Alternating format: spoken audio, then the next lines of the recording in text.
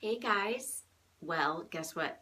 It is day 87 of 100 Ways to Motivate Yourself. And tonight, while I was typing it in the Facebook status bar, I typed in day 87 and it auto-filled of 100 Ways to Motivate Yourself. So how many days does it take Facebook autofill or iPhone autofill to pick up what you're doing? Approximately 87. So I'm going to start off by saying that when I first read tonight's chapter, which is actually titled Put More Enjoyment In, when I first read it, I thought, I think I could summarize this in like less than a paragraph. And then I sat down and I reread it.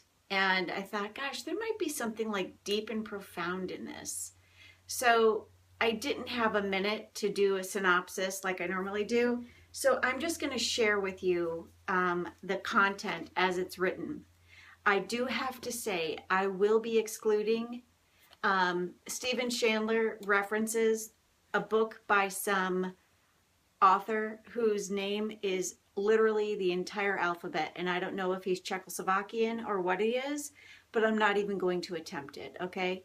Maybe I'll just call him Gorbachev. I'm not even sure how to pronounce his name. All I know is there's not one letter missing from this name. So I'm just going to dive in. So here we go. Put more enjoyment in. There is a huge difference between pleasure and enjoyment. And when we're absolutely clear about the difference, we can grow much faster toward a focused and energized life. This is where it gets interesting. So he mentions this person, Gorbachev, I'm going with that. He best describes the difference in one of his various books on flow. Flow is the psychological state that we get in when time disappears and we thoroughly are engaged in what we're doing. You guys have been there when like you're doing something that you're passionate about and you're like really like in the zone. You get into a state of flow. Like if you're a lot of times when you're in college, you experience this because you're like just in flow. You're totally just writing out a paper and it's working, and like the whole time you're writing it you're like, yeah, that's brilliant.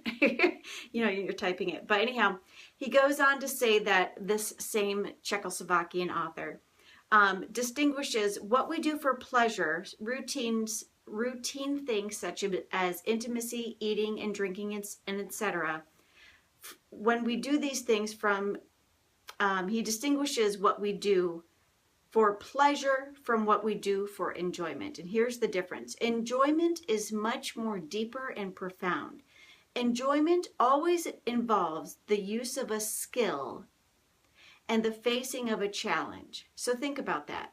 Things that you do for enjoyment require that you bring your mental fortitude, such as sailing, gardening, painting, bowling, golfing, cooking, and any such activity involving meeting a challenge constitutes enjoyment. So, a lot of times I never really thought of there being a difference between something I do for pleasure and something I do for enjoyment. I just kind of thought they were one and the same. And maybe that was just me, but what he says here is that when we do something for enjoyment, it requires a level of skill. Whereas pleasure is like you just sit back and you're just, watch the comedy show or, watching The Big Bang Theory or something like that. People who get clear on that difference begin to put more enjoyment into their lives, something that they're honing, a craft or, a talent of some sort. They reach the happy and fulfilled psychological state known as flow. And increasing their skills and seeking challenges to engage those skills are what lead to an enjoyable life. So if you find that you have all this downtime and you're, doing pleasurable things like watching TV or, just numbing out or zoning out, but you're not feeling fulfilled or you're not really enjoying life, it's because you're not doing things that engage all of your ability. And that's because you're made to actually create and not just sit back and enjoy and watch the show.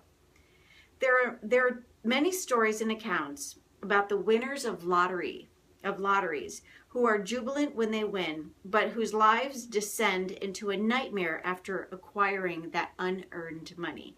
We've all heard the stories, you know, about people who suddenly are unfulfilled after they've won the lottery miraculously. They have, because when they earned the money, there was no challenge and no skill required. The lottery took the answer to people. It looks like an answer to the people because they associate money with pleasure.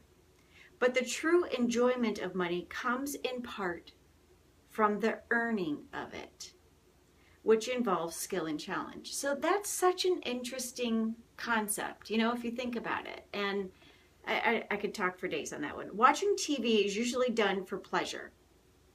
That's why so few people can remember or make use of any of the 30 plus hours, of television that they've watched in the past week. Does anybody ever watch 30 plus hours of television? I mean, seriously? In watching television, there is no combination of skill or challenge required.